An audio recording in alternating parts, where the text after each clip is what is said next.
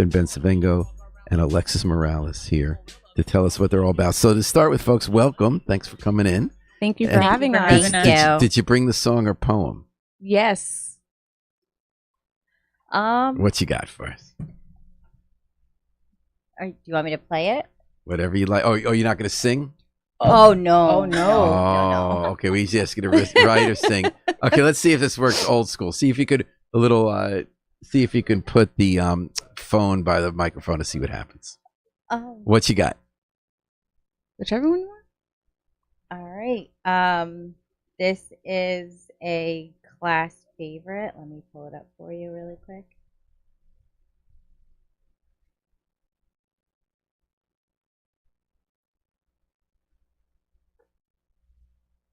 And you're in thegreatgift.org, where you can help out the Brantford Early Learning Center and at this point 470 other nonprofits keep New Haven strong. We're going to have a musical selection. We're going to see if we can hear it in a very antediluvian way here with Tech. What's that? And I don't think it. I feel it. I got this feeling inside my bones. It goes electric wavy when I turn it on. They sure do like this song. And if you want it inside your soul, Just open up your heart, let music take control. I got that sunshine in my pocket, got that good soul in my feet. I feel that hot blood in my body when it drops. Ooh, I can't take my eyes off it, moving so phenomenally. The room on lock, the way we rock it, so don't stop. And under the lights, when everything goes, nowhere to hide when I'm getting you close. When we move, well, you already know. So just imagine. I can see that you dance, dance, dance. Feel the good creeping up on you. So just dance, dance, dance. All the things I shouldn't do, but you dance, dance, dance. And ain't nobody leaving, so just keep dancing. So just dance, dance, dance. All right, so who is that? It is Can't Stop the Feeling. It's a movie clip from Trolls. Our kids really like that song. Well, now tell me about I love that song. That was kind of fun. We almost all started dancing here. So Brantford Early Learning Center, who are our kids and why would be a good idea for folks this segment to Harry asked if anyone was going to get up and dance. We should have. Oh, well, next time. Next time, Dance, for sure. dance. So what? So tell me about what you're up to and why the kids love that song and why we want to help you out. Yeah, so we have a program, a nonprofit learning center. Right now, we have about 63 children enrolled between the ages 0 and 5. Mm-hmm. And, our kiddos are really amazing. They're happy. They come in happy. Their days are filled with a lot of experiences. They build a lot of friendships with everyone. And how many kids? 63. Mm-hmm. Yeah. So tell me about a typical day at the Brantford Early Learning Center. A typical day. Okay, You so got the kids come in, they have free play in the morning, and then they'll settle down for breakfast. And after breakfast, we'll move into circle time where there's a lot of discussions, there's stories, there's singing and dancing. And then from there, we'll break into centers. And centers could be anywhere from activities in the classroom to activities outside on our giant playground. And then from there, we move back in, we get settled, we'll have a story time, we'll have lunch. After lunch, we get ready for rest. They'll rest for a little bit. I love about kid stuff. I love that there's never the word the. So it's rest. And my favorite one is snack. Yes. I always love life yes. has to have snack. And I felt like that shouldn't just be for kids. We should all have snack. Yep. Well, and that's that's different from like having a snack or the snack. I Yeah. love rest. Yes, I love that because, we have all these like without any kind of qualifiers, like what these events are, Of course. We will, at our center, we do family style. So the teachers eat with the kids, which is great because the kids get to see them try different fruits and vegetables or something that they may not try themselves. But if they see a friend or an adult try it, it gives them the courage to want to try it themselves. So that's really great. So how many years you guys been around? Kat's been I've been here for 13 years. 13 years. We have teachers who have been there for Yeah. 20 plus years. Yes. So it's a really great. Well, we hear a program. lot about early childhood education, what a need it is to give kids a equal start in life and a good, happy way to get started, and Yeah. how it's under duress right now in terms Yeah. of funding. Even before this current phase of federal cutbacks, there Yes. was a big push at the state to make that, to change our funding guidelines so it could be supported. Where do you stand now? What's your budget? And what do you need? Right now we're in a position where we really want to serve our families. We really want to be able to provide affordable access to childcare, but also ease the financial burden on them. So we're really hoping that with enough funds raised, we can support them over the summer.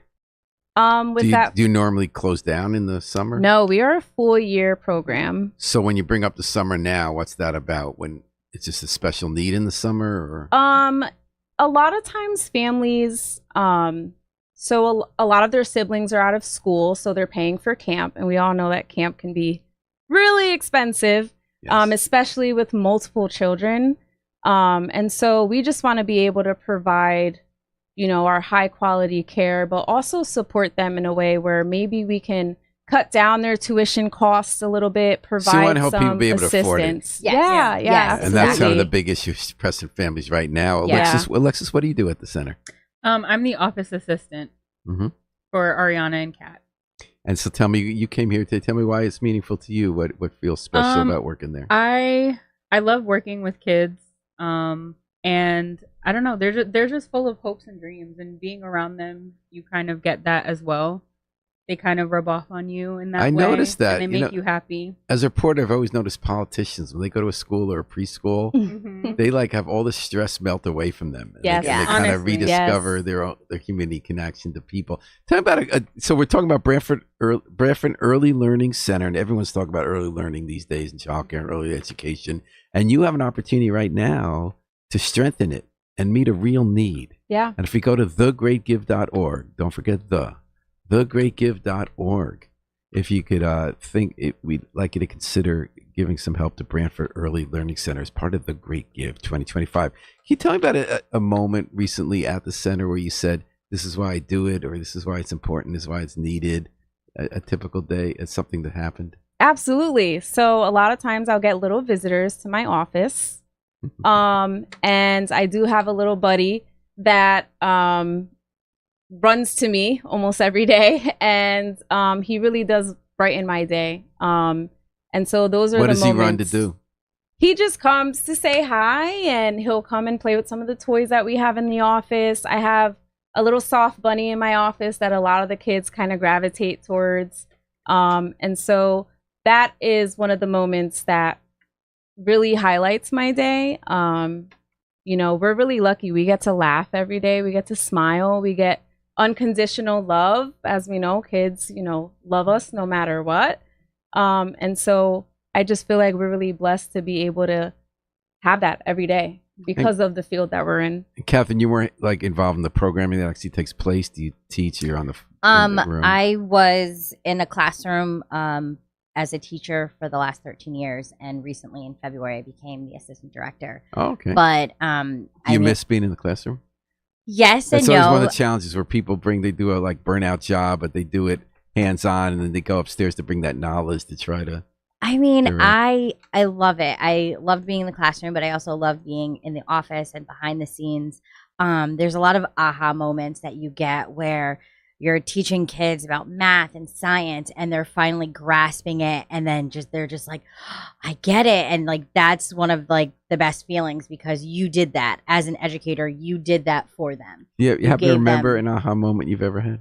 I'm sorry? Can you remember an aha moment you've ever had? Yes, there was this little boy. He was trying to write his name, and we started in very September, and by March he was able to write the first 3 letters of his name, and he was just so excited that he did that on his own.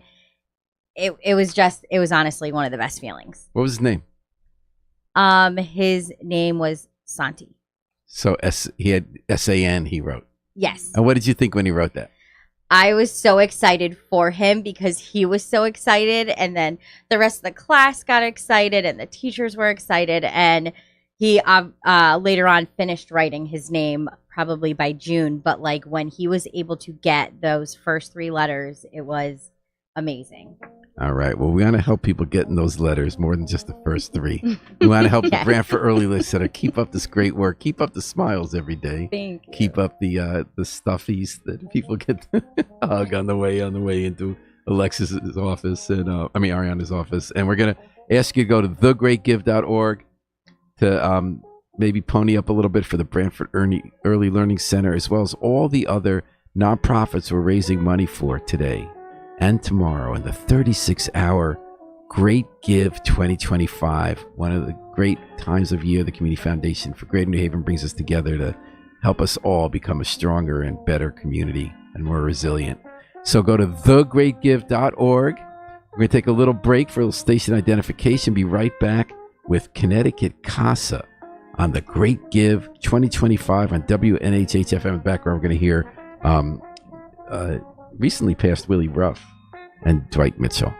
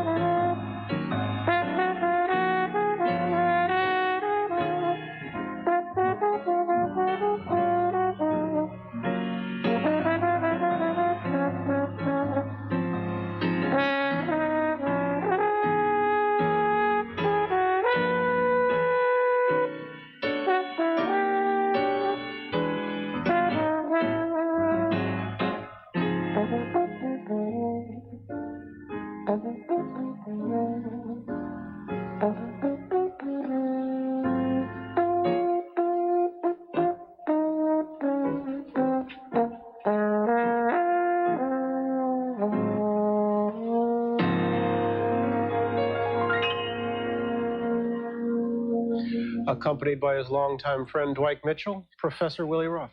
Thank you. Back after a break. This is Today on NBC.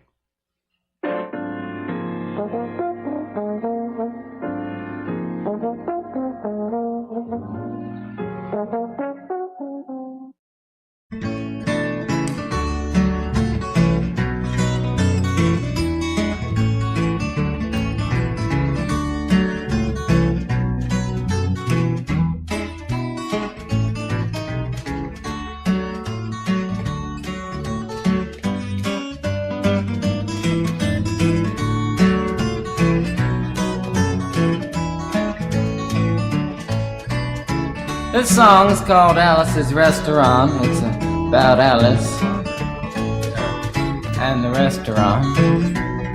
But Alice's Restaurant is not the name of the restaurant. That's just the name of the song. But the name of this is the Great Give 2025. Welcome back to the Great Give Radiothon on WNHH-FM. Boy, this is a great time of year when New Haven comes together and strengthens each other, our connection to each other, making it a better place to live and have a little fun at the Great Give drive run by the Community Foundation for Greater New Haven, where you get to choose to up to almost 500 nonprofits, up to 476. And we're aiming to raise $4 million over 2 days for all the agencies and volunteers and staffers who keep New Haven clothed, fed, nurtured, protected, healthy. At a time that Community Foundation's Karen DuBois Walton calls our moment of urgency, we're being put to the test in America right now. And in New Haven, we're passing the test. And part of the agencies do it every day, and partly through the Great Give Radiothon, we're going to help everyone fulfill the mission that's been handed to us. Go to thegreatgive.org. Don't forget look up all the organizations you can donate money to. We're urging everyone to give to whoever you want. And if spirit moves, you can also donate to this nonprofit radio station and news site, the New Haven Independent, WNHH-FM. You look up New Haven Independent, or online journalism project, but that's not instead of other agencies if you'd like to do it on top. We appreciate it. Connecticut CASA. We're asking you to look up them at thegreatgift.org, CASA. They're our featured group right now for this segment of the Great Give Radiothon. We have Josiah Brown and Brandon Dickens. Welcome, gentlemen, and thanks so much for coming into the studio. How you doing? Morning, Paul. Thank you. And I'm going to ask you to get real close to that mic, and so we can hear How's you that? well. Yep. Now we ask everyone to bring a song or a poem to start things off. Did you folks bring Yes, anything? we have a poem that I'll read, Paul. Thanks, by Robert Hayden, Those Winter Sundays. Sundays, too, my father got up early and put his clothes on in the blue-black cold. Then, with cracked hands that ached from labor in the weekday weather, made banked fires blaze. No one ever thanked him. I'd wake and hear the cold splintering, breaking. When the rooms were warm, he'd call, and slowly I would rise and dress, fearing the chronic angers of that house. Speaking indifferently to him, who had driven out the cold, and polished my good shoes as well. What did I know? What did I know of love's austere and lonely offices? It's a beautiful poem. It really makes us think about the way we show love and take care of each other day to day in ways we don't stop to appreciate sometimes. That's a great poem. For us, it really evokes family struggles, pressures, but love that is there in every family. And as you'll hear, we work with children and families all over Connecticut. So Connecticut CASA, tell us what that stands for and what you do.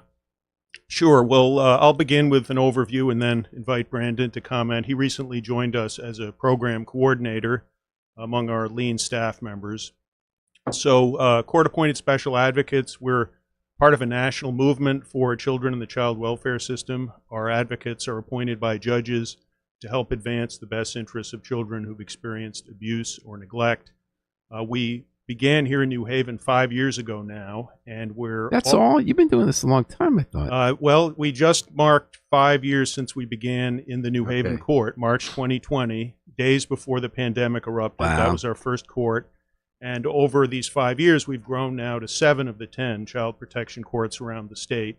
So we remain anchored in New Haven. This is where one office is, but we have staff working in 3 of the 4 largest courts around the state. And primarily our folks are volunteers, though, and this is associated with better outcomes for the kids. They're more likely to find safe, permanent homes and be on the path to resilience. It's very much a partnership because our volunteers work with DCF social workers, That's attorneys. Department of Children and Families from the state, right? Yes, and the aim is to connect children and their families to resources and services, and also inform judges periodically about kids' best interests. So your court appointed, how much of your money comes from government? In the most recent year, 2024, 45% of our funding came from So the government public asks you to sources. do this, but they really want you to raise money on your own to keep it going. Yes, and indeed 35% of our funding came from donations of one sort or another, including the Great Give, about 20% from Foundation Grant. 35% is a pretty big deal. What's your overall budget? It's around $500,000. So wow, so at this point, when you're looking at $170,000, that's like a couple of people to work and a lot of kids who will or will not get help navigating the system if we don't pony up. Yes, Paul. So Brandon is among our 4 full-time program staff, and it's critical that we have staff like him to help to recruit, prepare, and support the volunteer advocates who are out there working with children on a daily basis. So maybe Brandon could discuss how he got involved. So thegreatgive.org, Connecticut CASA, CASA, helping children through the criminal justice system. Brandon, how did you get involved? Excuse me, Paul, not the criminal justice, the child protection Child system. protection system. Sorry about that. And so nice to meet you. Fantastic. I was going to ask you to get close to the mic if you can. Yep. It was fantastic to be here. So the way I had got into CASA, our organization, is I've been here for a couple months. Prior, I would say around 7 years old, my family and I were in New York on a little vacation. And so with that, my siblings and I were walking down the hallway and I see an advertisement for DCF. So we asked our parents, okay, can we get another sibling? There's already 4 of us. I mean, get for DCF, meaning foster care or? Yep, so foster care. And with that, my parents actually agreed to being with Really? the foster care system. So you saw that post and you said we'd like to have another sibling. Yeah, at a young age too. And I which- guess when you're kind of idealistic as a kid, were you also aware of the fact that you were helping someone who needed a home? we were aware of the fact because my parents are from Jamaica, third world country, so we do understand the struggles that people. And we're just talking about that one of the agencies before do foster parents. What an unsung but important role that is. It's very important. So you had a sibling, a foster sibling. Yes, I've had children coming in and out of the home that we were taking care of from the age of 8 until right before I left high school, where we actually adopted my brother and sister. Wow. So for other kids came for shorter periods of time. Other kids came from shorter periods. of What time. was it like as the sibling in the household? Did you ever get concerned you were going to get less attention, or how to create a whole new relationship with someone when you just got close to someone who left? How did that work? There was never a point in my life where I and or my siblings had gotten less attention, and we always felt as if we were here for a purpose. So at any point, we did not mind helping out who was coming within the door, and who was coming out. And even afterwards, we try our best to, or my parents try their best to still be within DCF. Sounds like you have pretty great parents. Well, I appreciate that. They are amazing. See, that word purpose comes up a lot in these conversations about, do we have reason to get up in the morning? Do we have a reason to be alive? Do we do something we think is meaningful? And do we do that with other people? Which is really what the Great Give and what your organization is all about. So, Brandon, tell me, how did this segue into what you're doing as an adult? And so how this segued into what I am doing as of right now is because I feel as if CASA and myself have the same goal to help children of need in the community, and not only within Connecticut, but all across the country. So what do your days consist of as one of the 4 paid people of this organization? Yep. So my days consist of reaching out to, this could be DCF, this could be either the foster parents, the parents within themselves, and or the educational school system, and in addition to that, making sure the medicals are all right. So once I get into contact with each and every one of these different aspects within the child's life, making sure that they're okay.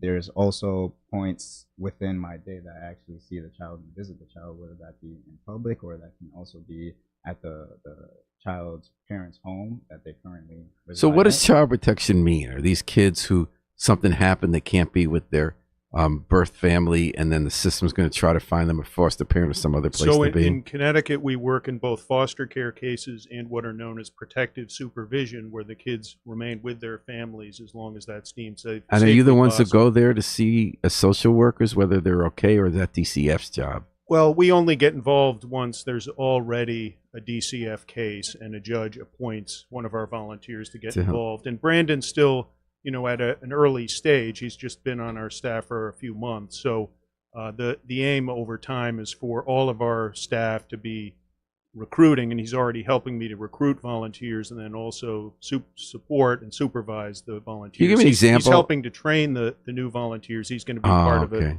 team. Beginning tonight, we have a new cohort of 14 volunteers training. So. Wow. So without obviously exposing anyone's private life, what would be an example of a situation you were in recently where your services made a difference for a kid? Well, there's an example of kids who were, both their parents were struggling with addiction. And That's a tough one. Yeah. You go in there it's, and it's how very much can you common. do? I should make clear that, all parents love their kids, but neglect is a far more common issue than outright physical abuse. And the opioid epidemic is highly correlated with neglect. And so in this case, the dad has continued to struggle. The mom made great progress.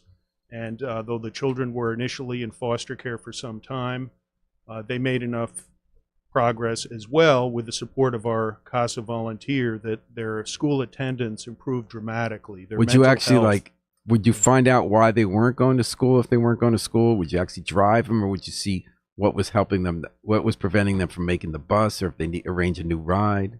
Well, so we certainly work in concert with the DCF professionals, and we already have certain facts at hand when we begin to work on a case. And in the case of these children, they had been to only 4 days of school in the entire prior year. Wow. So there was a very severe issue. What was And, going on? Why were they? well, as I say, both Neglect. parents struggling with addiction. And it turned out that the younger child was nonverbal, but after a year or so of a foster placement and support from our CASA volunteer as well as DCF, both children were receiving attendance awards. The nonverbal child became quite outgoing and, Wow. verbally as well. What did it take Yeah. to turn that around? Well, really individualized attention. The idea is that the professionals have heavy caseloads, and our volunteers serve just with one child or one set Oh. of siblings typically. So Well, they that's good. visit at least once a month.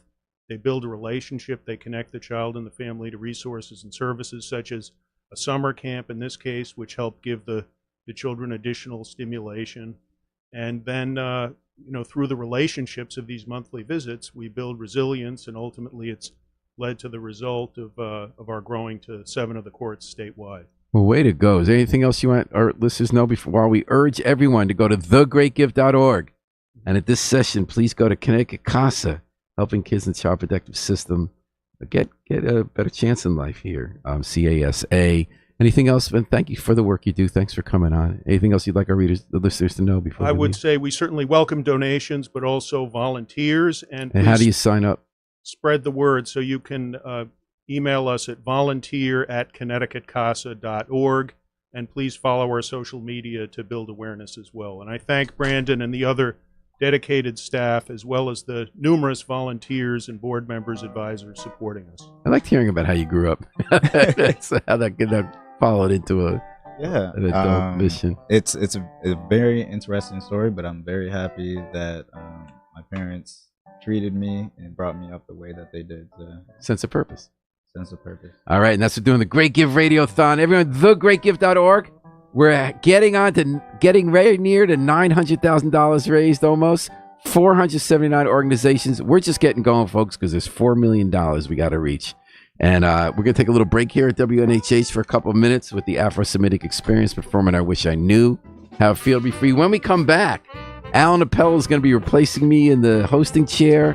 We're going to hear from the Connecticut Veterans Legal Center, the Chinese Culture Cooperative, and the Jewish Historic Society. We're just getting started, folks. We got a lot of work to do, a lot of fun. And stay tuned here at WNHH FM.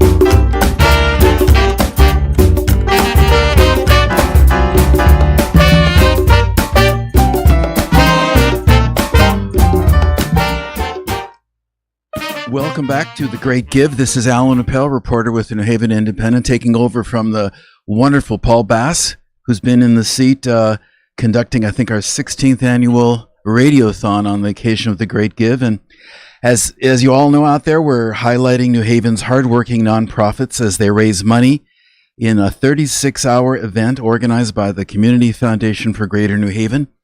So please, as you're listening, go to thegreatgive.org and don't forget The Great Give. Otherwise, you end up someplace where we don't want you to be.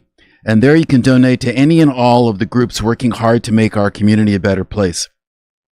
And if the spirit moves you, you can also donate to keep this nonprofit radio station, which is WNH 103.5 FM.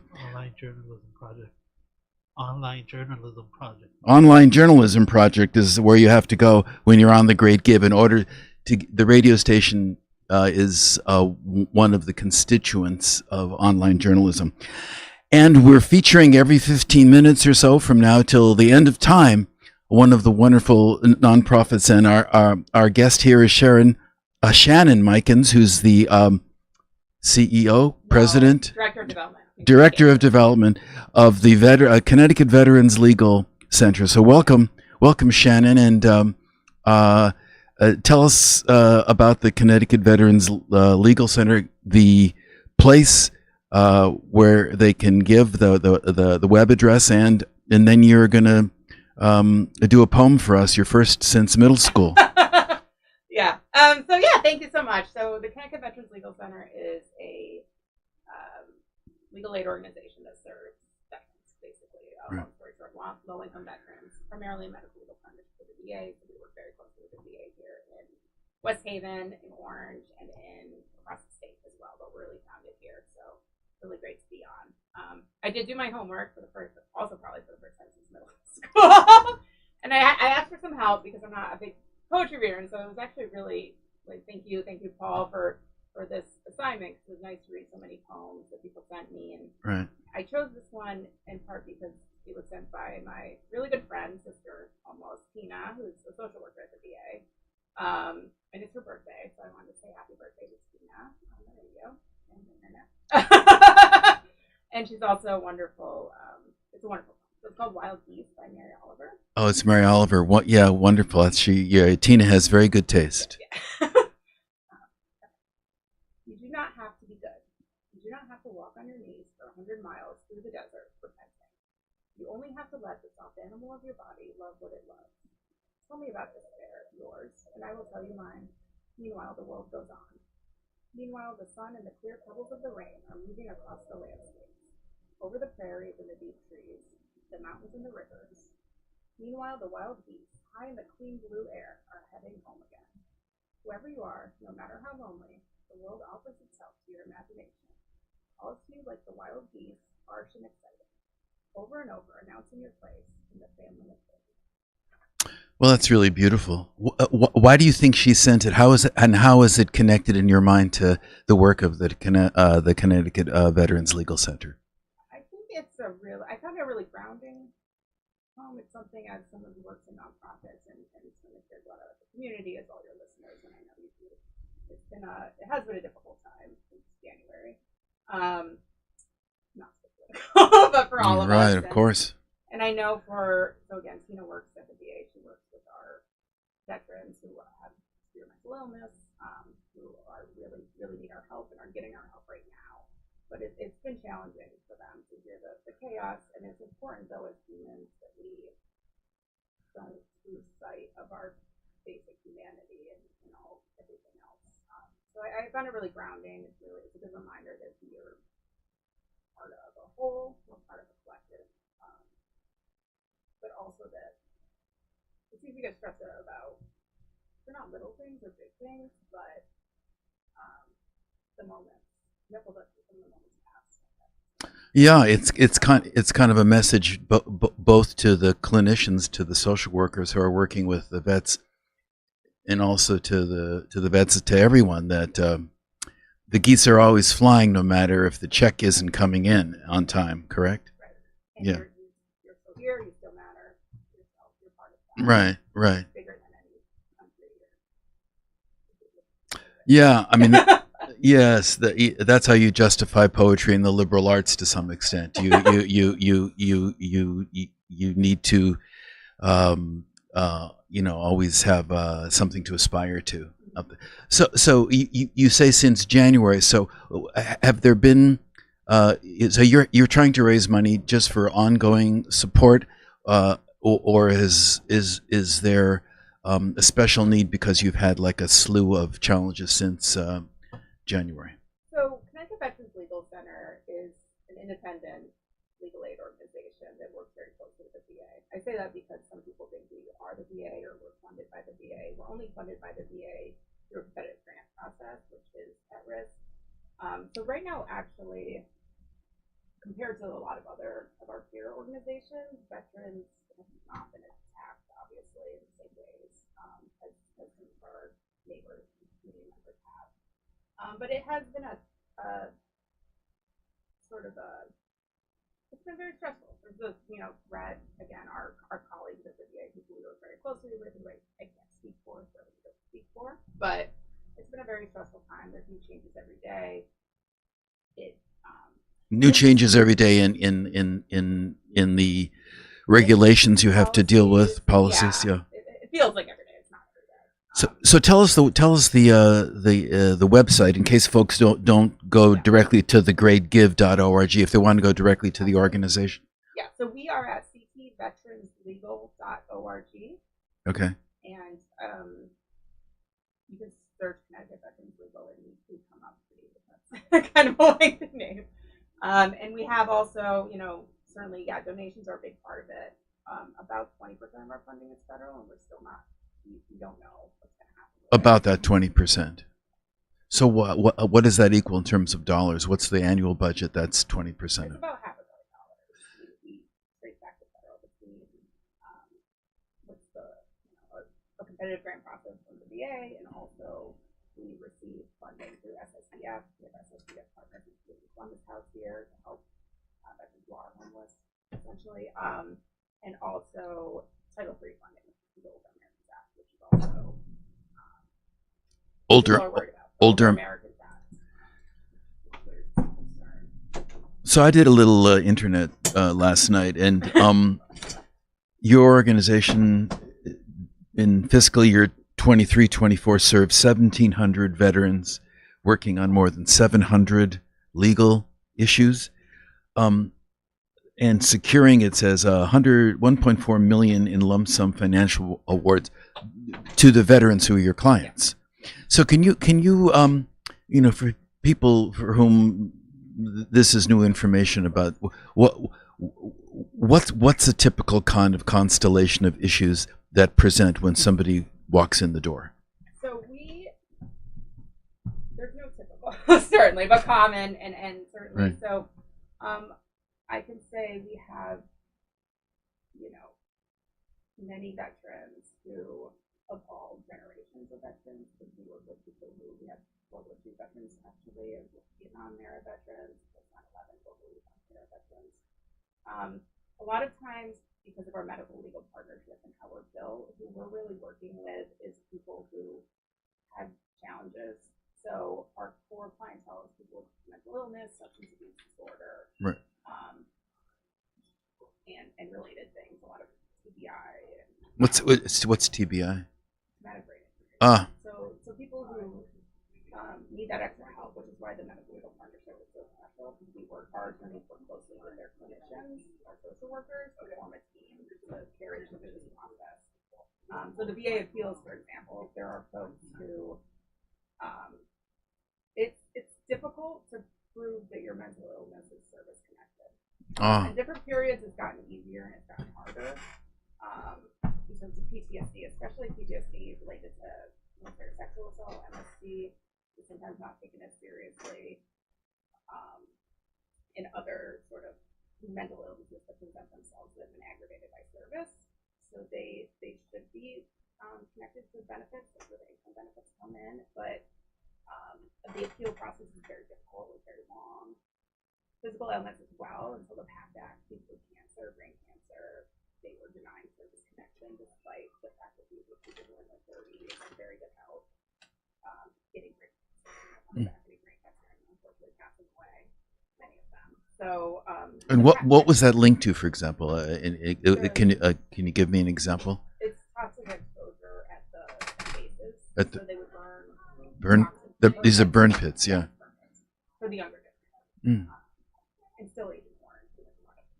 So the PACT Act corrected that in a lot of ways to make those conditions presumptive. Right. People can more easily access without getting the which is expensive.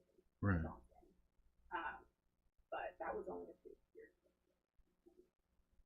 ago. So we work with people who, the physical disabilities in service. So what I'm hearing is that you're really dealing with some of the most complicated of cases, and with people who, in many instances, might not be able to help themselves. Is that fair to say? They need an added level of support. An added. Hopefully the VA is able to provide that with and we're part of that. So what is it specifically that the VA cannot provide that you pitch in? What is it got to do with this unique medical legal piece, or where do you come in? When does the VA call you to advocate? Yeah, so the VA doesn't have legal aid built into it. It's not one of the services that provides for veterans. None whatsoever. I don't believe.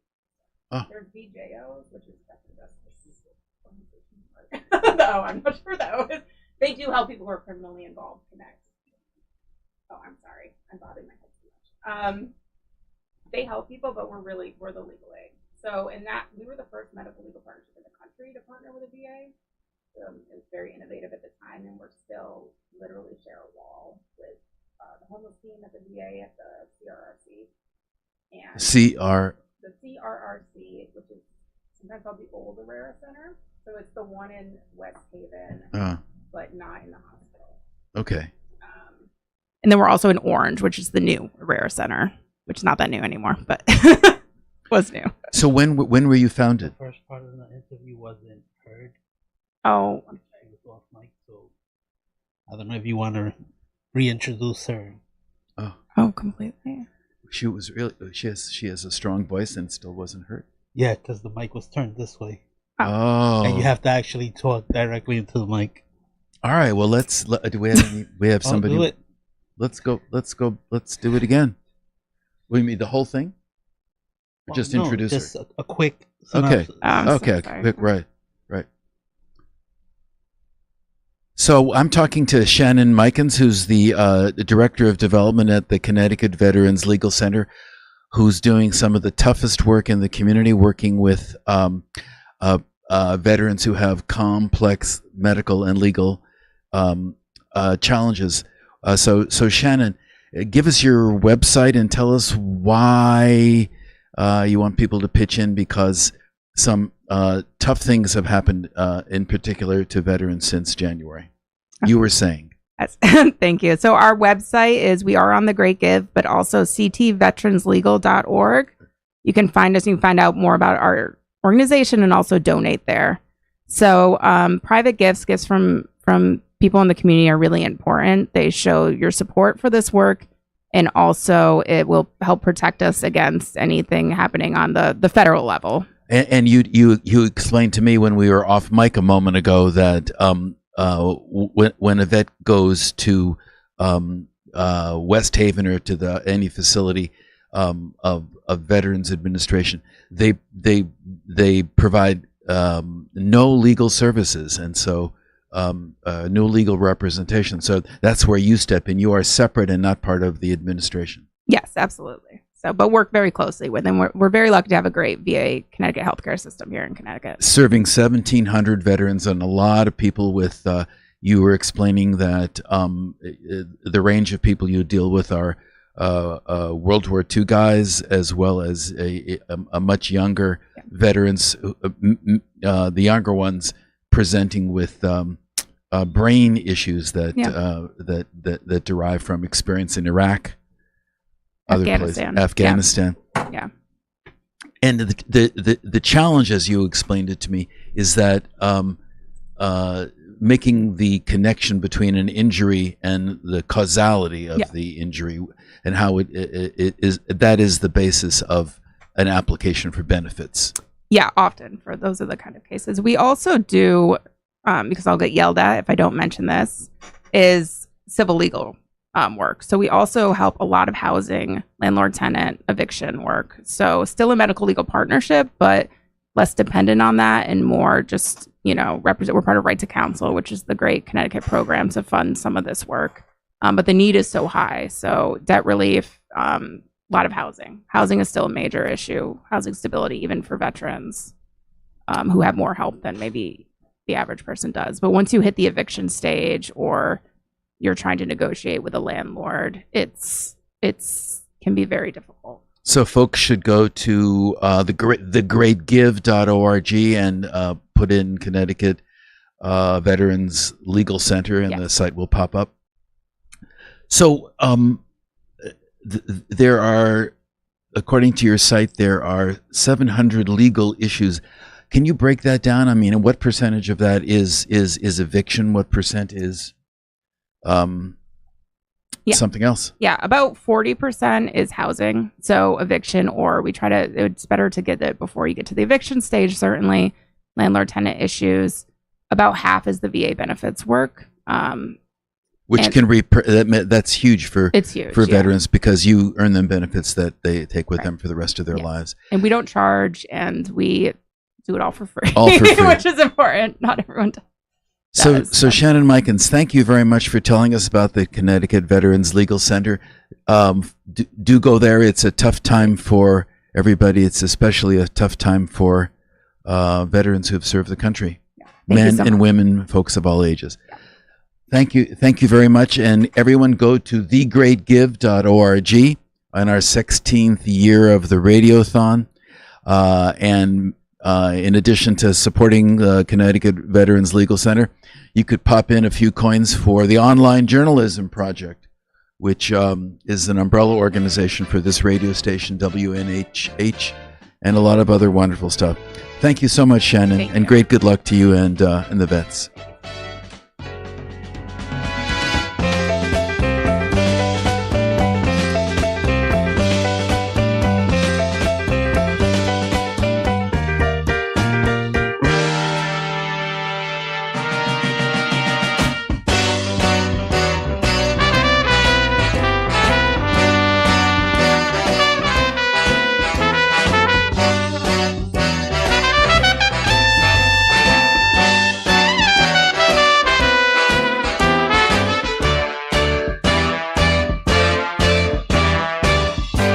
As I was walking down the street one day,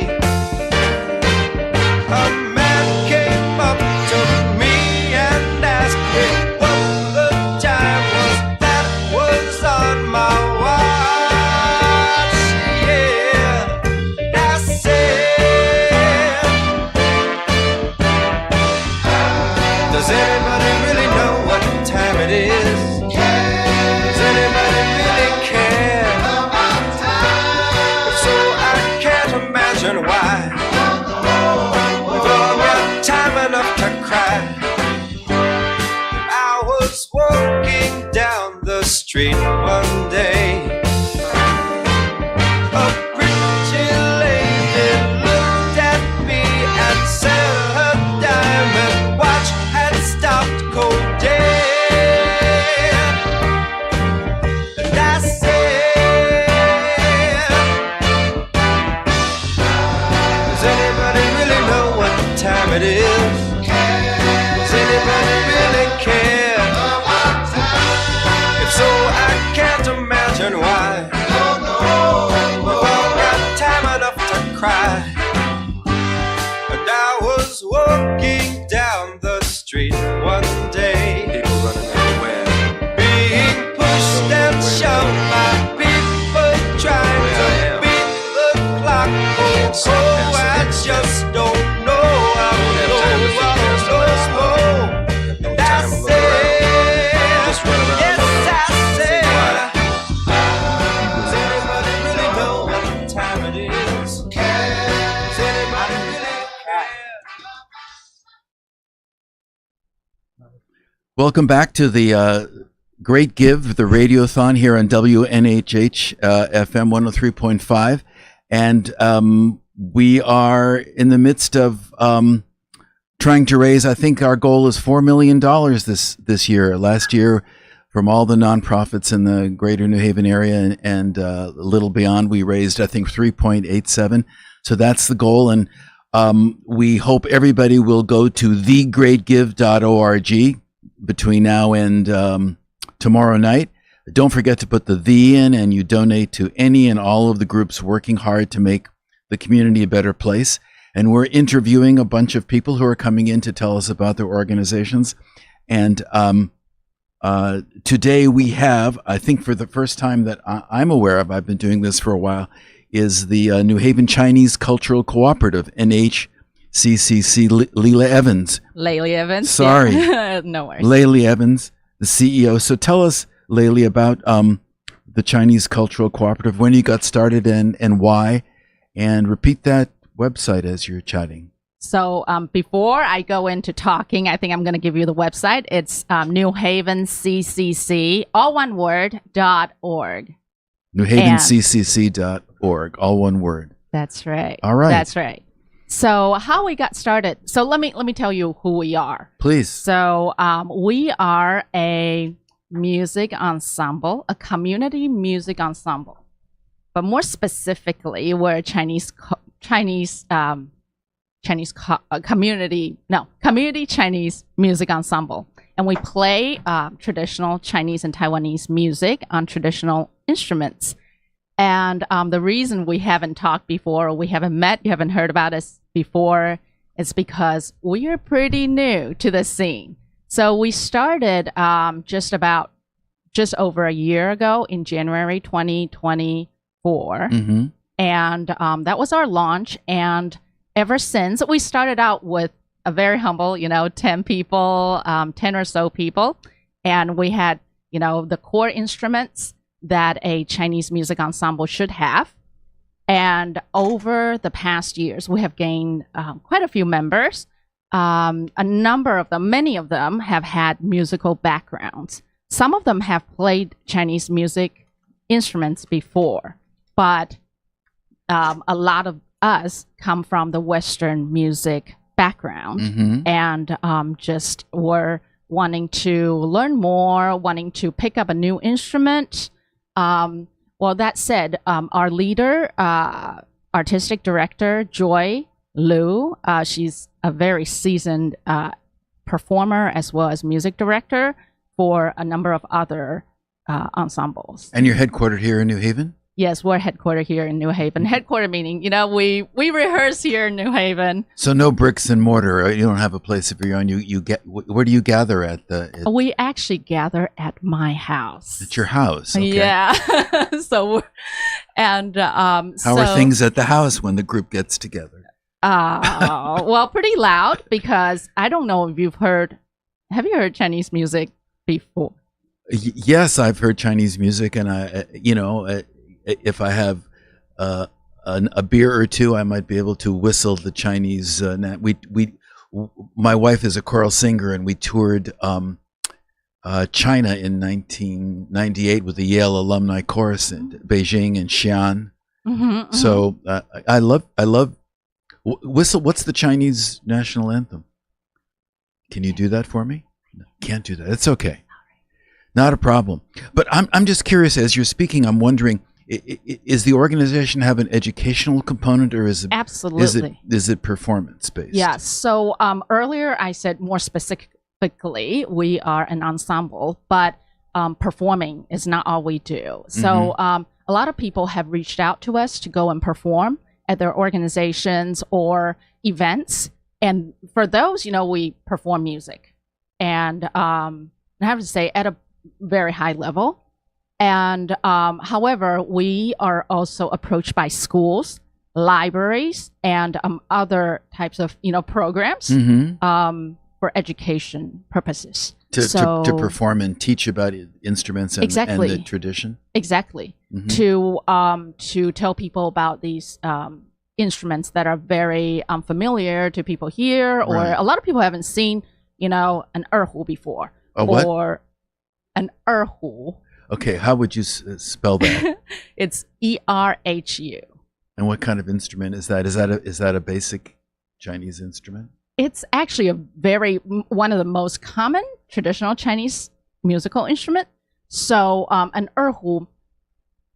Okay, I'm deciding how far back we go. So when Chinese music ensemble became a thing, which is about 100 years ago, with the end of the dynasties, and like there's a lot of Western influence. So in the Chinese part of the world, people were looking for the kind of ensemble idea. So looking for that kind of sound. So to us, in our Chinese music ensemble, we put together sections, just like you do, in the West, with the violins, violas, and cellos. And the erhu is the counterpart of our violin. And does it look like a violin? What does it look like? Oh, not at all. So for people who haven't seen it before, it might seem just very foreign. So it's got a body, but the body is a little box that's like, what would you say that size of? The size of, maybe on the camera they can see coconut. A coconut, a little smaller than a coconut. So instead of, how under the violin, it's all wood. Yes. The erhu, the face of it is actually a piece of snakeskin. It must be snakeskin in order to be an erhu? I think people have tried with other materials, even synthetics, but it does not vibrate the same way, and the sound that it produces is different. So this is an ancient instrument. It's pretty old. So, but earlier I was only talking about the sound box, and that's not even the extent of how different it is. Yes. Instead of the neck on the violin, I'm a classical violinist. So instead of the neck on the violin, the erhu's neck kind of extends up from the body, kind of like a giraffe. In length, is it rival the violin, or No, it's way longer. So way it longer. goes from your lap up to about your head. And so your hand, I kind of wish I brought it to show you. You talk about the instrument. Okay, we're talking. Oh, okay. I'm talking too long. Well, I'm But- fascinated by the instrument, which is. But so where do you? But we should conclude this Yeah, description of yeah. your. Do you stick it under your chin? No, you put it on your lap. On your and lap, you 'cause- play it kind of like a viol. And instead of 4 strings like the violin, it has 2 strings. If you're interested as interested as I am in this erhu, and I'm wondering if why the snakeskin is connected to it, but this kind of anthropology of new instruments and the playing of the new instruments, you should go to listen to the New Haven Chinese Cultural Cooperative, a new organization, and we're talking with Laylee Evans, who is the CEO of the organization. So you're a nonprofit, and the funds you're trying to raise are going for. Tell us the website, and will the funds be for operating purposes or a specific program? Very specific. So as I mentioned earlier. And the site is what, Liv? The site for The Great Give, because we're fundraising through The Great Give. thegreatgive.org. Yeah, just look for us you can even type in NHCCC, which is New Haven Chinese Cultural Cooperative. Right. You can also visit our website at newhavencccc.org. That's New Haven Chinese Cultural Cooperative. And we have a Facebook, Instagram, and we're starting our YouTube. It's all very, very new. And and our specific goal, right? The specific goal. So earlier I mentioned that we do a lot of education too. So we have been asked to go to schools and programs to just bring something different to the kids. And we have done in-school field trip, so they don't have to take the kids out. And so what we do is we try to really bring something different into our community, because a lot of people we know here, they've never heard anything like this. So you have more or less standing invitations to go to public schools in the area, private schools, all kinds of schools? We have had. What Yeah. level? So, what level of schools would the organization be going to? So we are hoping to go to more high schools, middle schools, and we like to go to libraries. We have not decided on a slate of performances yet. We're going to see how this fundraising goes. So we're raising funds to actually take us to untraditional places, just meaning untraditional, meaning people who aren't already familiar with who we are or what we do, what our culture is about. So we're talking with Leili Evans with the New Haven Chinese Cultural Cooperative, NHCCC, to support this new organization and to bring this whole tradition of Chinese and Taiwanese traditional music. Go to thegreatgive.org and put in NHCCC. It should pop up. And great good luck with the program and China is very much in the news, and Chinese music in New Haven. Thanks very much. Thank you.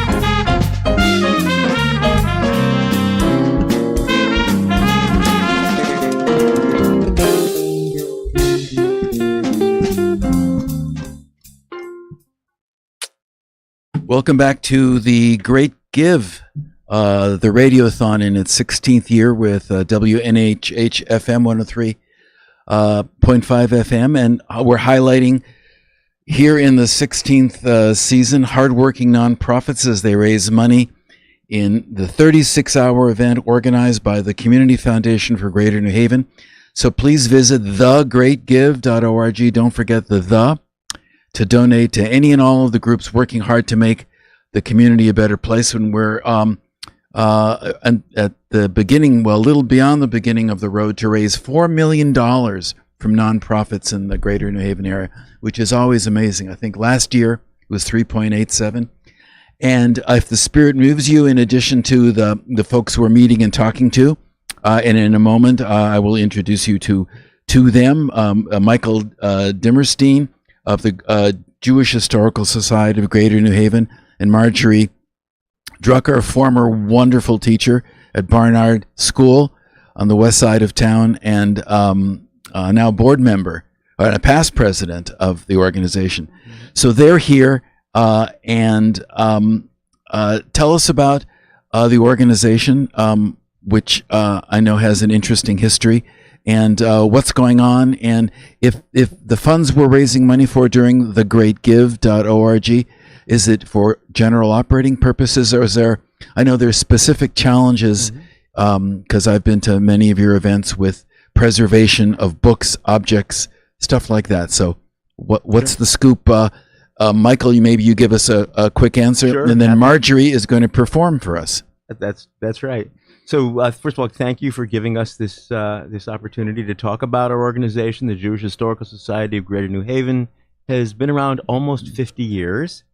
It started as a grassroots group of individuals who got together with collected materials, and it grew into an extraordinary set of documents, photographs, materials, memorabilia, objects, artwork that has been collected from the local Jewish community. We have a website. It is jewishhistorynh.org. And if you click on to that website, you're going to see some evidence of a lot of work that's been going on recently with programs that we're doing. We have a wonderful collection of oral histories, and we are relaunching oral histories to capture the stories firsthand from members of the community who have been part of the history of this community. Another project that we're going to be launching is an 11th volume of the series Jews in New Haven. We have 10 volumes already published. They are essays that are provided in the words of members of this community. These are, again, primary source materials, either through interviews or through essays that have been written by members of our community telling their stories. For folks who are just learning about this, the Jewish community in New Haven goes back to the 1840s. Well, 1840 was when the first organized group of Jewish residents gathered, but there actually were Jews in New Haven around Revolutionary times. They did not make their home here long term, right? But there was a small group that were part of the community. In fact, one of the houses down the street from this studio was inhabited by a member of the Jewish community, the Pinto House. That's right. And that's the house on Orange Street that I gather was recently moved. That is to make correct. way for a building.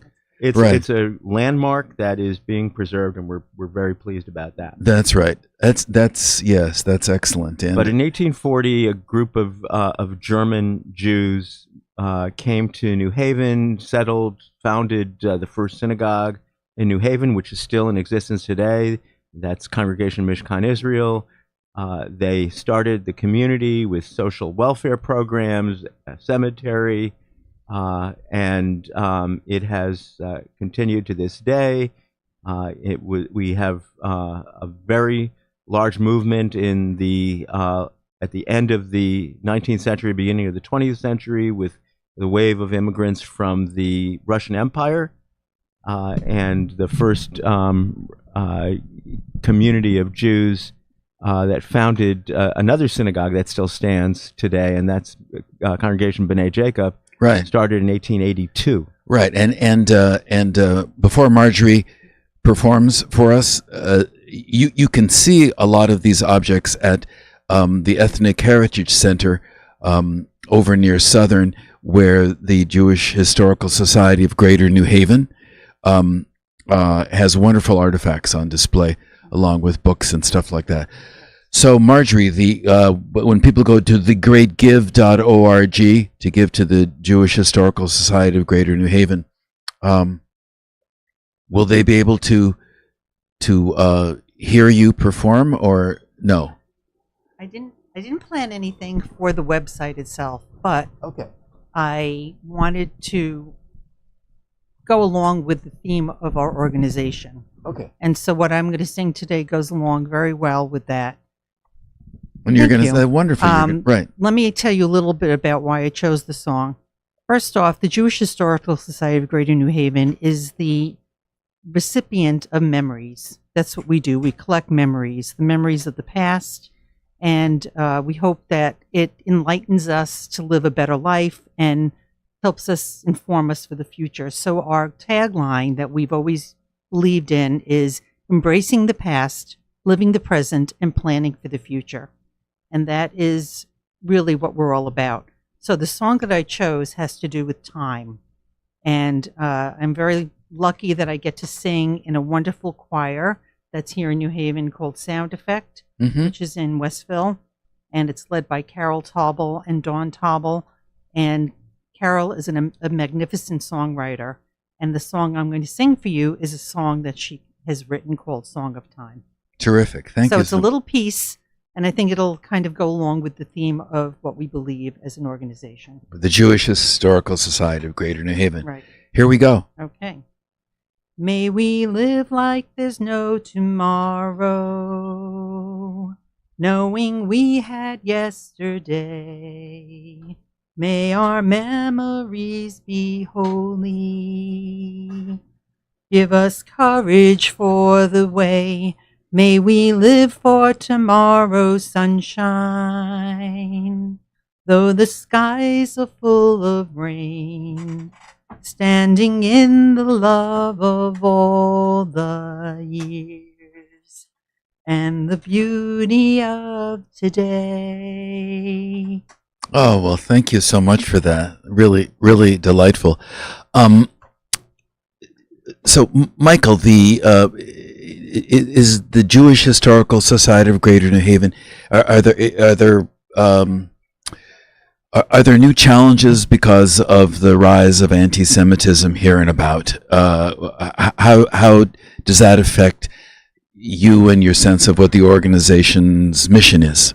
It's a great question, and it certainly does. With anti-Semitism on the rise, we've found the opportunity to provide speaking events where scholars on the history of American anti-Semitism have spoken. We've collaborated with synagogue groups and with the Jewish Federation for Greater New Haven on a couple of speaking events where we not only hear about the history of anti-Semitism and how it's played out, but how did the community at various times in our history respond, and are there lessons to be learned? So we're trying to share this information not only as an opportunity to really delve into the history, but also to give our community some encouragement and some perspective on how things like this are dealt with in the greater community. So to get back to what we were talking about earlier, there's a specific need for funds to support the oral history program as well as the publication of a new volume. What period of time would the new volume of the history of New Haven Jews cover? From when to when? So it's not a particular period as much as it will be. We'll be looking at particular themes that we'll try to be picking up from some of the individuals we'll be interviewing. It will hopefully consist of groups who represent certain businesses that evolved in our community over the years, as well as we feel we have an obligation in the time that remains with the few survivors of the Holocaust who are in our community, whose stories still have not yet been captured. And we're hoping that this is the right time for that to be done. We're working with the Jewish Family Service and its Holocaust survivor aid program to identify who those individuals are and how we can connect with them. Yes, that's important work, especially with what are we talking about? I mean, how many folks are we trying to reach? How many voices before it's too late? There are actually fewer than 50 survivors alive in this community. In this community, and how many of those have been recorded? That's what we're about to find out. All right. So this is work that is, what's the phrase? Time sensitive. It is. The clock is ticking for sure. Yeah. Are there upcoming specific events that you might want to tell us about? Like, I know you do benefits as well as teaching programs. We've just completed the third installment of a 3-part lecture series that we just completed this past weekend. We are going to be having a tour of the Jewish burial sites in the Grove Street Cemetery, which is a cemetery that has been around for almost as long as New Haven has been a city, and we don't often think of members of the Jewish community being buried there. It's a secular cemetery, and there are quite a number of Jewish burial sites. So that tour is coming up. It's going to be on May 21st.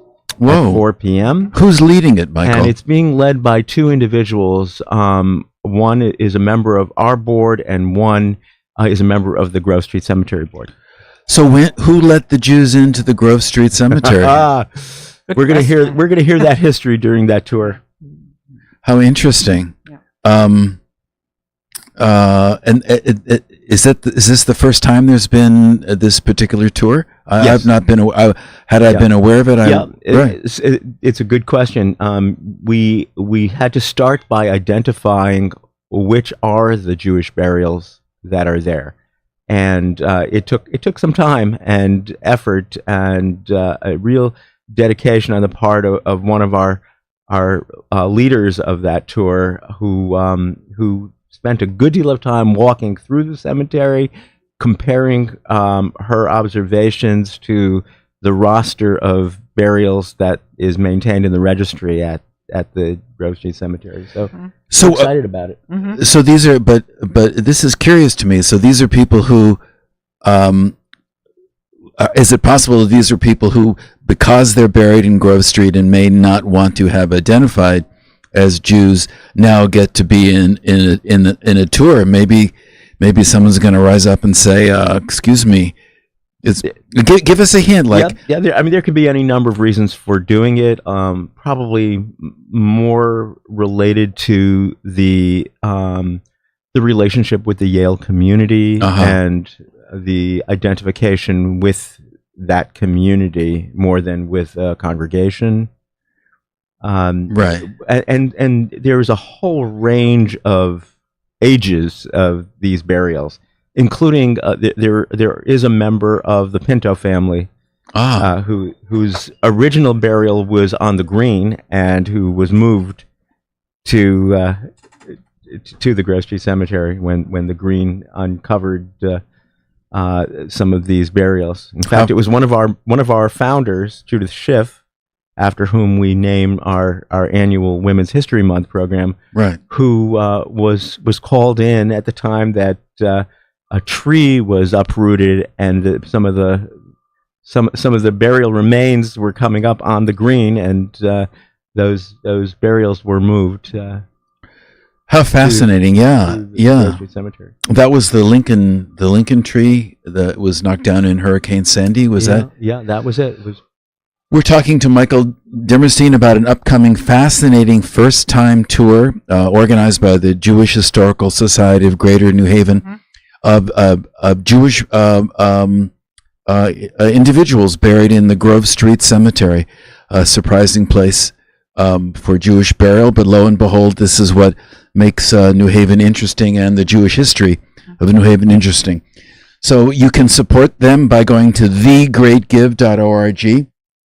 Put the in there, and or to the Marjorie. What is the site again? The website is jewishhistorynh.org, and there's a link there that will take you directly to the Great Give website. Well, this is wonderful stuff. I remember growing up in Los Angeles and being very far away from the East Coast and where all the Jewish action was, and seeing Yale was here. But what in the world did Yale? What were they doing at Yale that their motto was Hebrew letters that I was learning in Hebrew school, Urim v'Tumim. And so now we'll maybe learn a little bit more about that with this tour coming up. Thank you, Michael Dimmerstein and Marjorie Drucker, for coming and talking to us here on The Great Give. And go to thegreatgive.org to support the Jewish Historical Society of Greater New Haven. And if the spirit moves you, you can also donate to keep this nonprofit, the online journalism project, and its radio station WNHH 103.5 in business as well. Thank you very much, and we'll resume shortly.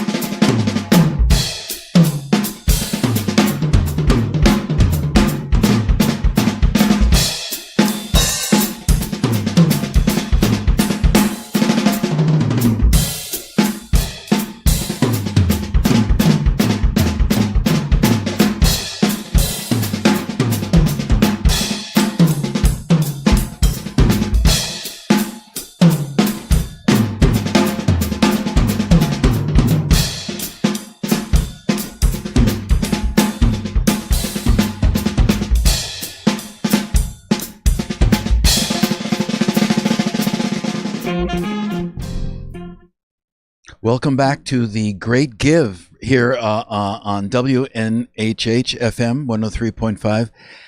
We are in the midst, or well beyond the beginning, but nowhere near the end of our 36-hour radiothon organized by the Community Foundation for Greater New Haven.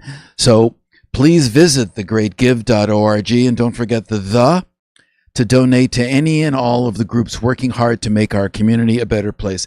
And we have a lot of nonprofits on the shoreline and beyond in the greater New Haven area.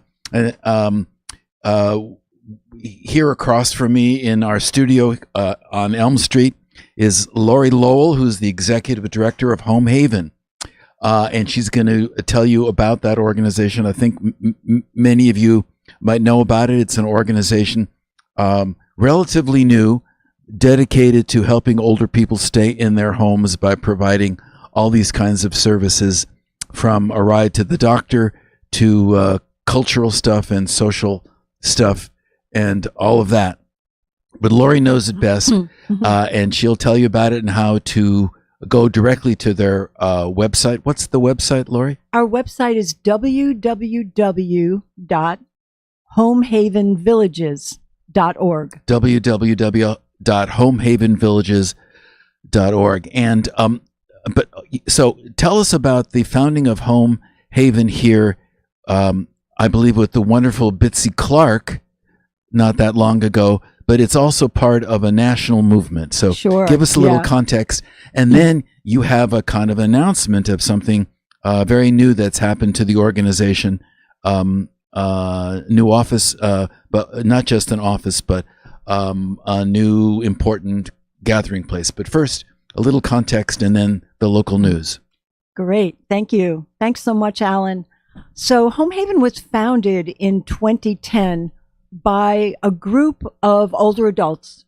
Actually, I think 3 couples who got together in one of their homes, and they said, we want to create an organization that will support us in living pretty much as long as we can, independently and comfortably in our own homes. Here in New Haven, this was. So this started in the East Rock neighborhood of New Haven in 2010, so that's 15 years ago.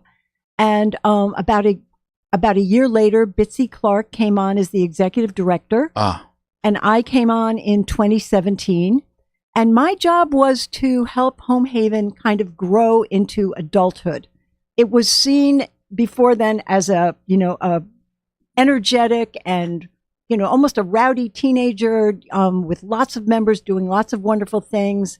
And the idea was to help us plan for the future. So that's what an adult organization is? That's what an adult organization needs to do. It plans for the future. It plans for the future and makes sure that it's stable and focused, and that it has everything it needs to serve its mission. And our mission is to support older adults in their own homes, as you said, with services, with all kinds of programs, with lots of volunteer opportunities, and lots of, I would say, volunteer services. And also we provide referrals to vetted home health services, and home maintenance services, which becomes very important as you age in your own home. But it's a kind of member organization, if It I'm is. not mistaken. So tell us about that structure and about how many individuals are participating. And do you have to live in a house, or what if you live in a condo or a co-op or an apartment?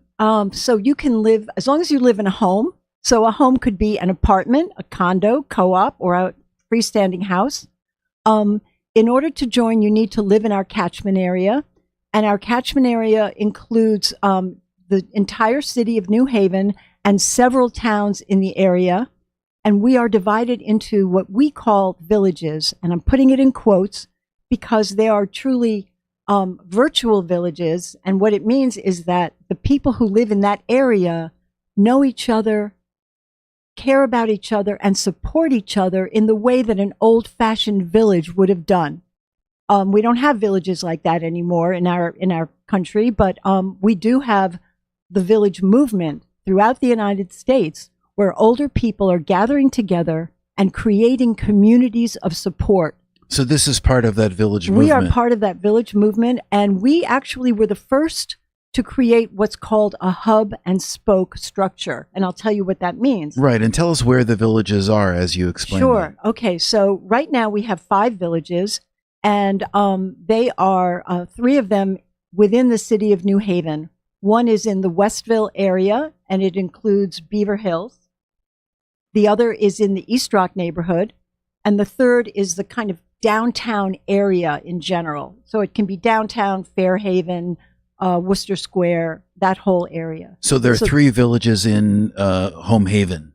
Three villages in the city of New Haven. In the city of New Haven. And then we have 2 other villages. One is Hamden, North Haven, which covers that part of our region. Right. And the other one is called Amity Village, and it includes 3 towns, Woodbridge, Bethany, and Orange. And you're the executive director I'm the of Home executive Haven, director. which encompasses all those villages. Yes, and so let me explain. Approximately how many folks in each village? So we have 250 members altogether in the 5 villages. in the 5 villages, and some of the villages have like maybe 25 or 30 members, and some of the villages have more like 75 or 80. And each village has leadership that help to welcome new members in, engage them, and also make sure that they have their needs met by helping to let the office know if members need various kinds of services or supports. And of course, the members can call the office directly. So the office is the hub. I said our structure was hub and spoke. And up until last week, the hub was a lovely, small office in the East Rock neighborhood. As of last Wednesday, and really May 1st was our true moving day, we have moved to a large suite in Hamden on Whitney Avenue, just north of Dixwell in what's known as the Centerville neighborhood of Hamden. The neighborhood isn't important, but it happens to be a rather commercial area with a huge parking lot, and we have an 1,800 square foot space, and it is truly the hub of activity for Home Haven. It's a community center, and we will be opening for business, within days. We're just finishing up our last bit of construction, but members have been coming in and welcoming, we're welcoming them, and they're saying hello. And it's going to be a very exciting, expansive time for Home Haven. Well, you should send a note to the New Haven Independent, and likely there'll be a reporter available to watch your ribbon cutting or what your opening. That would be great. We would welcome a reporter from the Independent. That would be terrific. We'd love to have that. So, what was the motivation behind not just getting a larger office, but a community space? So I'll explain to you the way that I see it. There's a concept known as the third space. Have you ever heard of that, Alan? The third space, no, but we're going to learn about it here on thegreatgive.org. Don't forget to put in the where we're talking to Lori Lowell of Home Haven, who's trying to raise money to help support an organization keeping more older people in their homes in the 5 villages with quote marks around them. So what is that? So I'll explain it to you. The third space is a concept that generally people have their home, and that's the first space. Then they have their place of employment or work, and that's the second space. But most of us need a third space. And a third space is a place where you are free to come and go. You are free to socialize. It's community oriented. So it could be, for some people, it could be the local park where they play basketball, a pickup game of basketball with their buddies. And that's their third space. And that's where they hang out. Or it could, I guess it could be a church or a synagogue. It could be a church or a synagogue. For Home Haven, we are a completely secular, non-denominational, non-partisan. Right. We keep all of that out of the picture for our organization. Right. And it's a place, I felt that we needed a place where people could come and be. And we want very much to combat isolation for older adults.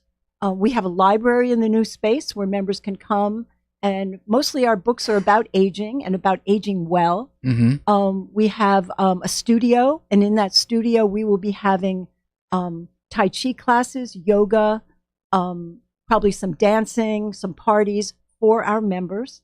And then we have just a larger space for our offices, which was very much needed. Anyone who's been there knows how crowded we were. Happy, but crowded. And now we're in a very lovely, comfortable space. And we're very, very excited about it. That is terrific. Yeah. thegreatgive.org. The Great Give is the place to support this kind of important work to keep older people from somehow being put on the shelf, which is a kind of general trend in America, and it continues. The idea is that they remain part of the community, and the community is part of older people. I'd like to say one thing in closing, In which closing, is that right. we are having we're having an open house for interested people. So anyone who is interested in Home Haven and wants to know more, call us at 203-776-7378, or you can go onto our website to learn more, www.homehavenvillages.org. Thank you so much, Alan. It's a great pleasure. Thank you very much, and thank you for being here on thegreatgive.org. Go to it, and we'll see you shortly.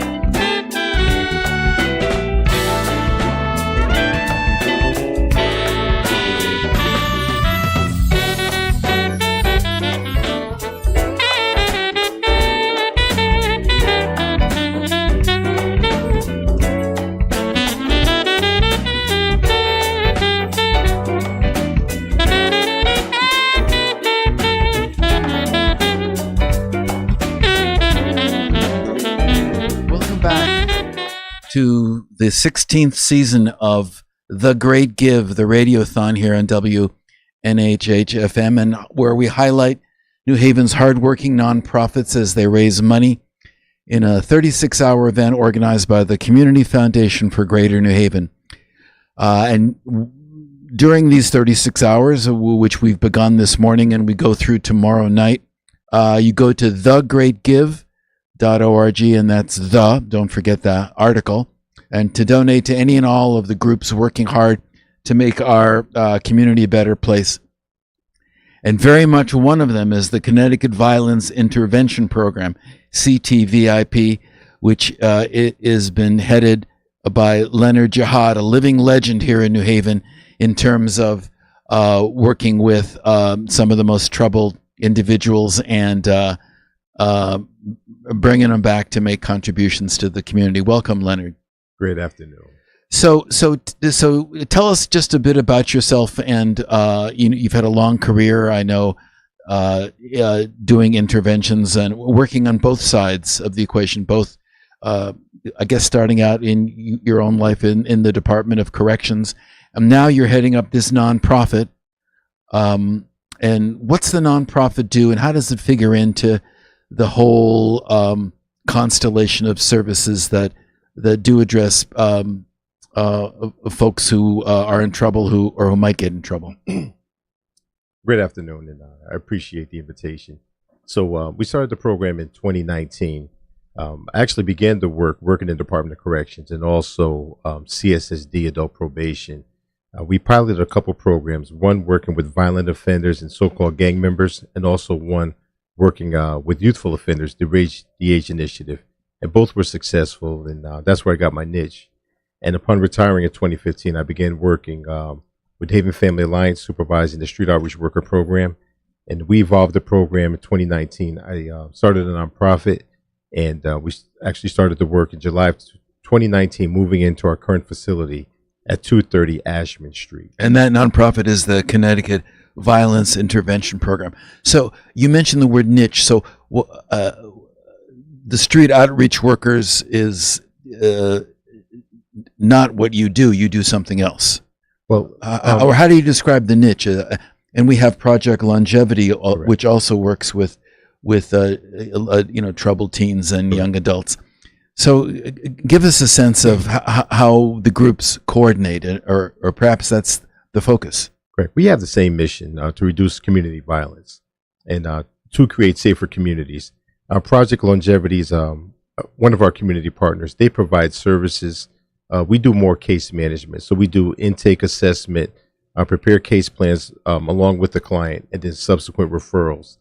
But with that, it's a lot of work that goes into it, building relationships. They say it takes 6 months to building a trusting relationship with our target population, which is the highest risk youth and reentry population coming out of the Department of Corrections. So by risky, we're alluding to shooters, so-called gang and group members, and also victims of community violence. When you say youth and reentry, so the clients are not necessarily young people. They could be what, any age? It's a range. So and our mission is 13 to 24, but we work with youth as young as 11. And also with the reentry population, it doesn't matter what age. When you emerge from the Department of Corrections, we want to help you in that evolution and coming back into the community, so you don't go back into the life that got you incarcerated. And there's so much to do when you get out without prospects, maybe family connections. How many individuals are you able to work with, and is there a waiting list for the services? Well, currently we work with 95 youth. Mm-hmm. We are providing case management, which is pretty good because our ratio is about 1 to 12 right now, from case manager to the client. A few years ago, it was 1 to 25, and it was too much, and we weren't as effective as we are today. So how many managers are there? You work with, 7, 8, 9 individuals? Yeah. So it's a different equation because we have part-time and full-time workers. So there is definitely a difference. And we have group facilitators also, that just run groups, in the prison system, the jails, and also in our public schools. So we started with 4 staff. Now we have 26 paid staff that are on board. Wow. In just 6 years. That's impressive growth. Yes. alas, the work,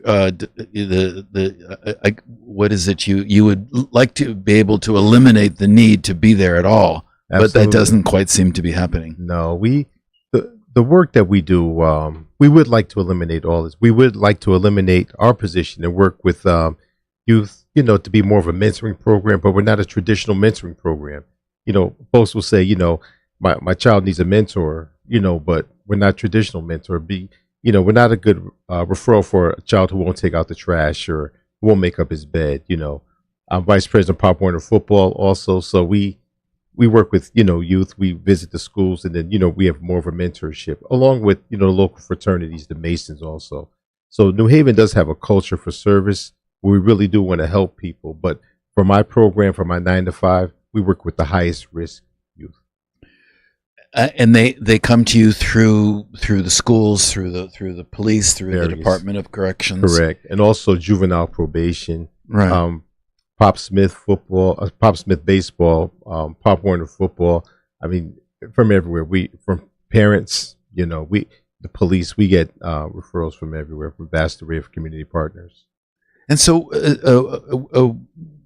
we're talking with Leonard Jihad of the Connecticut Violence Intervention Program, doing critical work in the community. If you want to support it, you could go to their website. What's the website, Leonard? It's www.ctintervention.org. Or you could just go to thegreatgive.org and put in CTVIP, and you'll find it. So you mentioned the word case management, which is not the same as mentoring, but I imagine involves some words or some.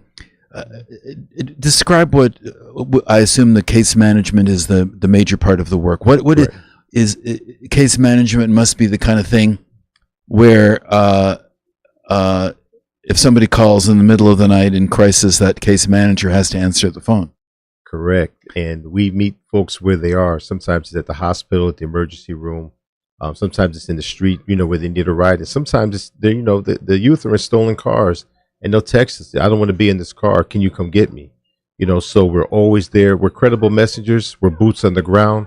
We're always, we meet kids where they are. Yeah. Yep. So it's not traditional. It's definitely not traditional. And it serves New Haven kids or Greater New Haven? It's Greater New Haven. More emphasis on New Haven. We also contract with Hamden, but we don't turn a youth away because they're in the Valley or West Haven or on the shoreline also. Have you a waiting list? Currently, we do not have a waiting list. We have a scale from 1 to 5, 5 being the highest risk and 1 being the lowest. So, we can take on a few more lower risk youth and lesser 5, level 5 youth also. So you've been doing this specifically with the organization you founded since 2019? Correct. So have you noticed patterns? Anything changed in the last 5 or 6 years in terms of the needs of the kids? What's happening? Well, they've evolved.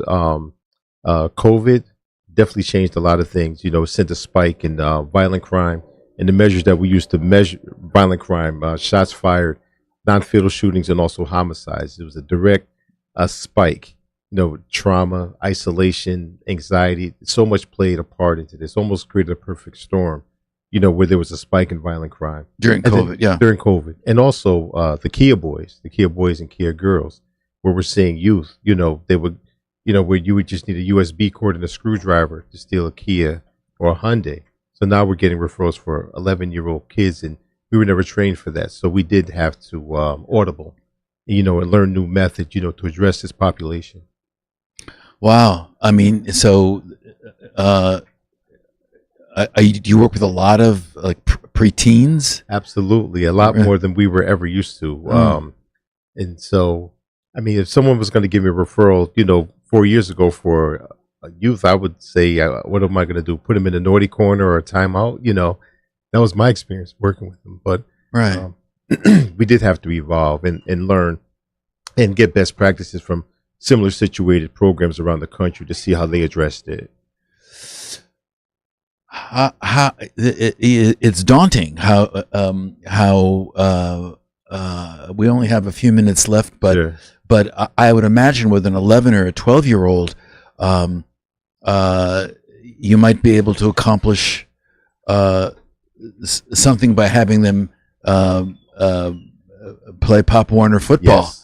As opposed to something punitive. Right, exactly. So you have to tailor it. That's right. We tailor it, and we have great relationships with a lot of organizations, around New Haven and around the region also. So, and we make them part of the case plan also. We don't tell them what to do. We say, okay, this would be a good idea. What do you think? And then, if you're part of the plan and you buy into it, you have a better chance of success for completion. And you work with families, of course. Oh, just one referral. You have to work with their peer group. Right. You have to be involved in the schools, the families. So when people say you're working with this one youth, I mean, you have to work with, the whole Right. ecosystem, Right. that surrounds that youth. Right. Yeah. Yeah. It's funny, as I'm talking to you, I feel like I'm talking to the guru of all the stuff that really is going, because you have had your hand in the whole range of ways of intervening in working with some of the most challenged of local families. No magic. We build relationships pretty quickly. We sustain those relationships, and they're trusting relationships. And we're there when they need us, and we're a trusting face, and they know where we're located. So, we've had great success with the program. And he remains a guy with a very calm voice and an even demeanor. Leonard Jihad at the Connecticut Violence Intervention Program, CTVIP. Go there directly, or you can put CTVIP in when you go to thegreatgive.org to support really kind of critical work that goes on behind the scenes that makes New Haven, a better place to live. Thank you, Leonard, very much. Thank you. May I add, we do have a YouTube, a documentary. If you type in "Witness Greatness" in the search bar, you'll see the documentary that we created about a year ago. Witness Greatness in the search bar, and then go to CTVIP, Connecticut Violence Intervention Program. Thank you so much, and as we move along in the Great Give. Great, thank you. Hope to see you again. Absolutely.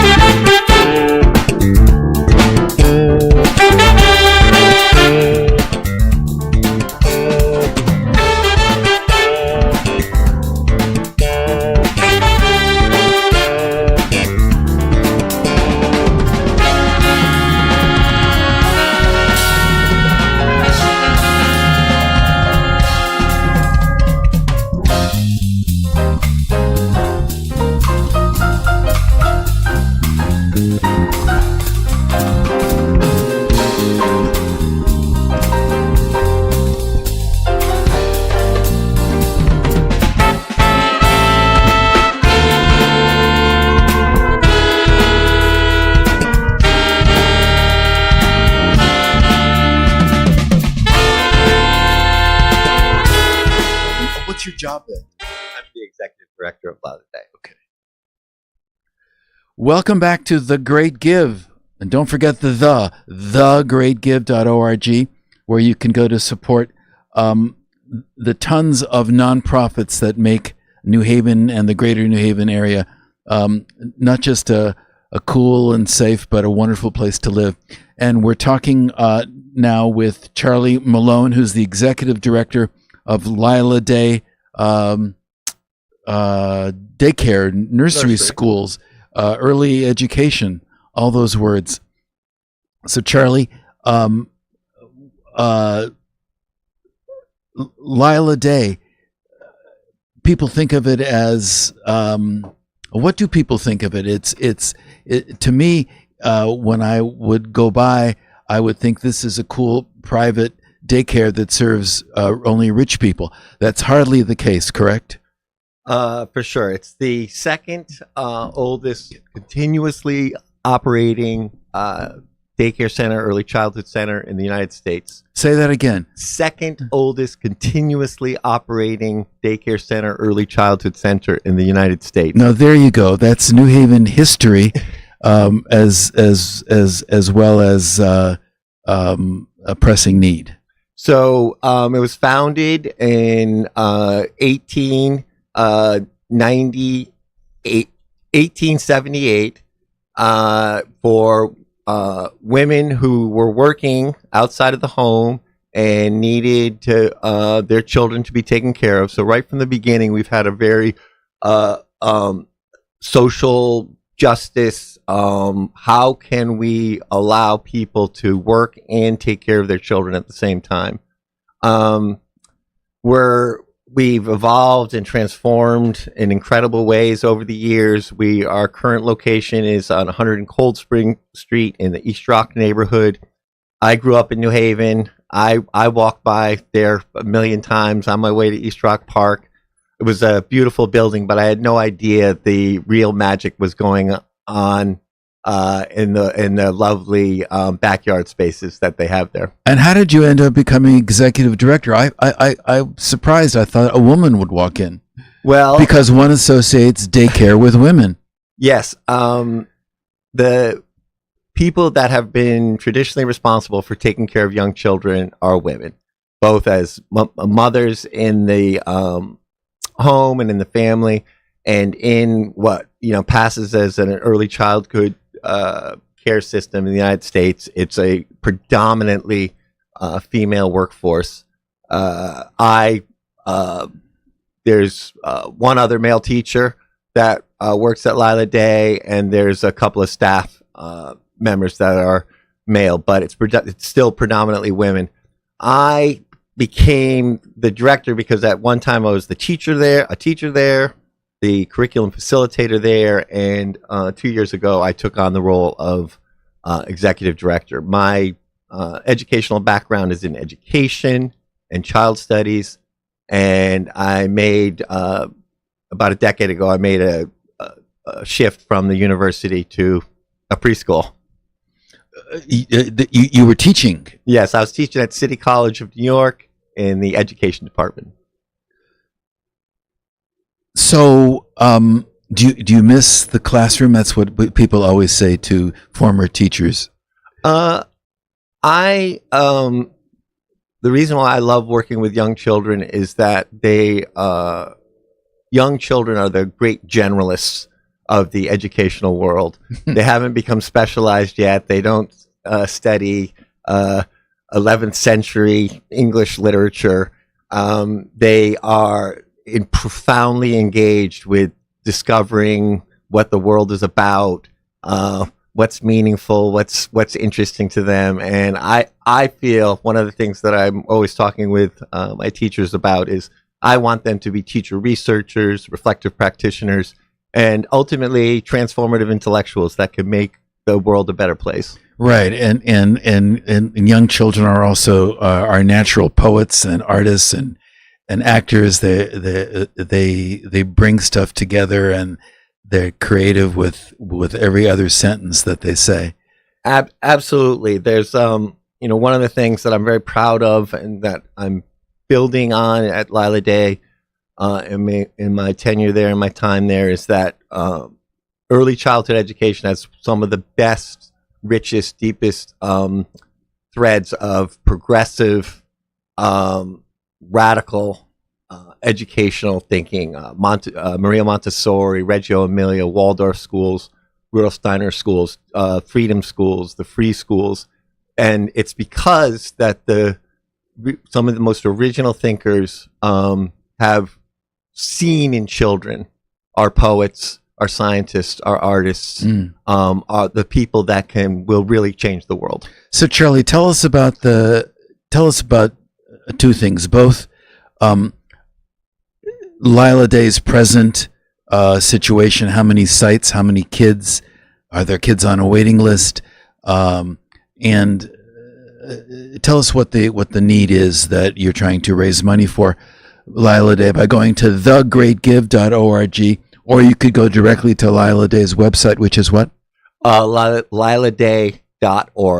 Okay, so how many sites is, and the other thing I was interested in the short time we have together is, what about the crisis of the cutting of Head Start and then the restoration of Head Start per Donald Trump? How is that affecting the organization? Okay, so let me just start with some basics. We have around 100. We serve around 100 children. From age what to what? 3 to 5. We have 4 preschool classrooms, a kindergarten classroom, and 2 after-school programs, all on one site. 25 teachers, 30 total staff, and the reason why we are participating in the Great Give is that there is a crisis in funding for early childhood education, and what the early childhood community is up against is that we need to pay teachers good wages to get quality people and to be able to train them and retain them and make it a viable option. And traditionally, historically, taking care of young children is supposed to be a labor of love, and that can only get you so far. On the one hand, we need to pay teachers a decent wage, but our main source of funding is tuition for children to come to Lila Day. And I and the Lila Day board and the Lila Day community is firmly committed to make Lila Day accessible to children from whatever their economic background that the family comes from. So you have those two factors. You want to make early childhood care and education accessible to all families, and you need to pay teachers, a working wage, a sustainable living wage. So that's our main. And this is Lila Day is not alone in struggling with this issue. In fact, in next week on the Green, there's going to be a great rally called Morning Without Childcare, where all of the early childhood institutions and schools and daycare centers are going to get on the Green, and we're going to advocate for more money, a dedicated source of funding from Connecticut that was devoted to early childhood care. The situation in the state is substantially different from the federal situation. We are not tied to directly to too much federal funding. We have some, like a food program that allows us to subsidize our food costs to the federal government. That has not been taken away yet, but I have seen so many other, we live kitty corner to Iris, that just had $4 million taken away from them, and they basically had to disband. Right. So the federal situation is grim, and but the state situation is substantially better. There are 3 wonderful bills in front of the Connecticut legislature right now that would dedicate a source of money. But Lila Day, we want to do our part, whatever we can do to overcome that challenge of not putting teachers, supporting families, and respecting teachers. So go to thegreatgive.org and give directly or give directly to Lila Day to support. I guess you're a kind of flagship, one of the flagship daycare communities here in New Haven. Absolutely. And how's that going, by the way? Is teacher retention a problem for you guys? Increasingly, it is not a problem because of some of the sort of some of the ways that we've made the teaching life at Lila Day to be rewarding, not only in terms of salary, but in terms of agency and really making a difference in children's lives and treating teachers with respect as people who can don't have to implement somebody else's curriculum, but create a curriculum with families and children. And we have, was very poignant. We had a child that we enrolled this year who was the child of a child that one of the teachers there had taught 30 years ago. Wow. There you go. Not all of our teachers have been at Lila Day for 30 years, but we have substantial teacher retention. Well, that's excellent. That's so important. Yeah. You know, one of the things I love about living in New Haven is you learn about Lila Day, for example, these organizations that you think are, just around last year or two. But lo and behold, if you go to the Lila Day site, you learn that Lila Day was founded in part through the Mothers Aid Society of New Haven, and its origins was wealthy women who noticed that the women who went to work in factories, this is a quote from one of the founding documents, that to get to the factory jobs, the women their children were locked in rooms, exposed to all the casualties from fire or fall, and with no food except a cold lunch. It's such neglected waifs that the president of the Mothers Aid Society in 1885 wrote, "For whom the nursery cares." So this is the origin of Lila Day, was really helping factory girls' children. And I think even though the site is quite idyllic facing College Woods Park, that value still pertains. Absolutely. One of the things that distinguishes us is we do have a cook who everybody that's enrolled at Lila Day, breakfast, lunch, and afternoon snack, and the lunch, unless it's purposefully intended to be that way, is warm and delicious. Excellent. Thank you so much, Charlie Malone, Executive Director of Lila Day. Do support the organization and the entire constellation of the daycare community. Coming out on the green, when? That's next Wednesday, May 14th.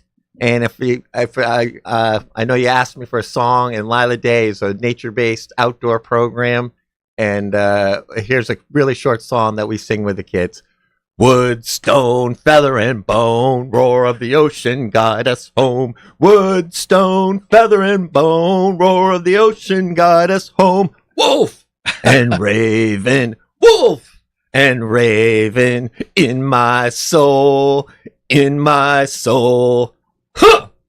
Well, you heard it here first on The Great Give. Thank you very much, Charlie, and great good luck. Thank you very much.